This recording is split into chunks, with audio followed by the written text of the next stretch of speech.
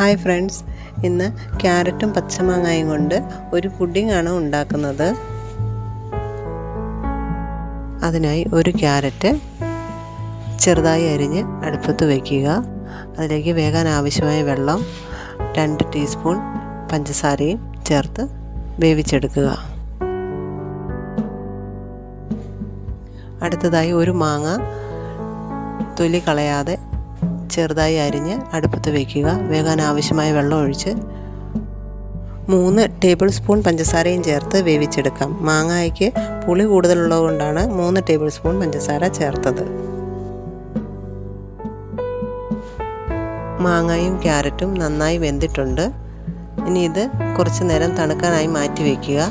അതിനുശേഷം മിക്സിയുടെ ജാറിലേക്കിട്ട് രണ്ടും നന്നായി അടിച്ചെടുക്കാം.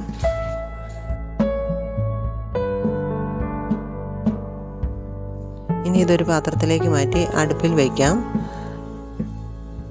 ഇനി ഇത് നന്നായി കുറുകി വരുന്നത് വരെ ഇളക്കിക്കൊണ്ടിരിക്കണം. മധുരം കൂടുതൽ ആവശ്യമുള്ളവർക്ക് ചേർക്കാവുന്നതാണ്. 1/2 കപ്പ് വെള്ളം കൂടി ചേർത്ത് കൊടുക്കാം.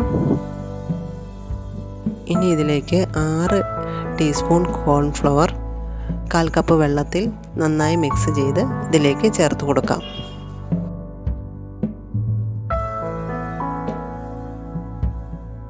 സ്റ്റൗ ലോ ഫ്ലെയിമിൽ വെച്ച് വേണം ഉണ്ടാക്കാൻ, അല്ലെങ്കിൽ പെട്ടെന്ന് കട്ട പിടിച്ചു പോകും.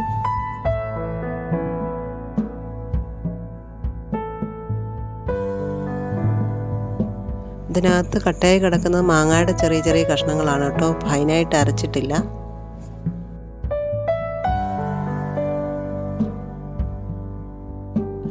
കുറുകി വരാൻ തുടങ്ങിയിട്ടുണ്ട്.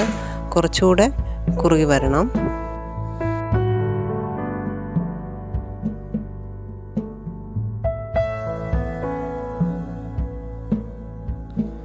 കൈയെടുക്കാതെ ഇളക്കിക്കൊണ്ടിരിക്കണം, ഇല്ലെങ്കിൽ പെട്ടെന്ന് കട്ട പിടിച്ചു പോകാൻ സാധ്യതയുണ്ട്.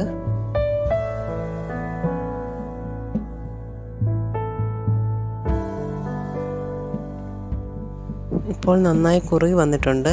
ഇനി നമുക്ക് സ്റ്റൗ ഓഫ് ചെയ്ത് ഒരു ബൗളിലേക്ക് ഇത് മാറ്റി വയ്ക്കാം.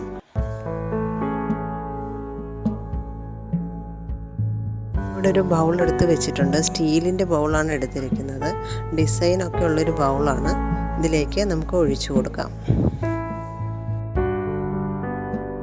ഇത് ബൗളിലേക്ക് പകർന്ന ശേഷം നന്നായി തണുക്കണം. തണുത്ത് കഴിയുമ്പോൾ 1 മണിക്കൂർ ഫ്രിഡ്ജിൽ വെക്കണം. പുഡിംഗ് റെഡി ആയിട്ടുണ്ട്. 1 മണിക്കൂർ ഫ്രിഡ്ജിൽ വെച്ചതിന് ശേഷം എടുത്തതാണ്. ഇനി ഒരു പ്ലേറ്റിലേക്ക് നമുക്കിത് മാറ്റാം.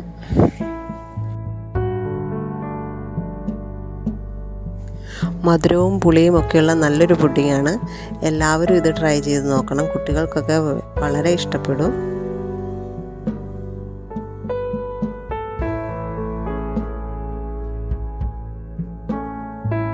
ഇത് വളരെ പെട്ടെന്ന് തന്നെ ഉണ്ടാക്കിയെടുക്കാവുന്നതാണ്. എല്ലാവരും ട്രൈ ചെയ്ത് നോക്കണം.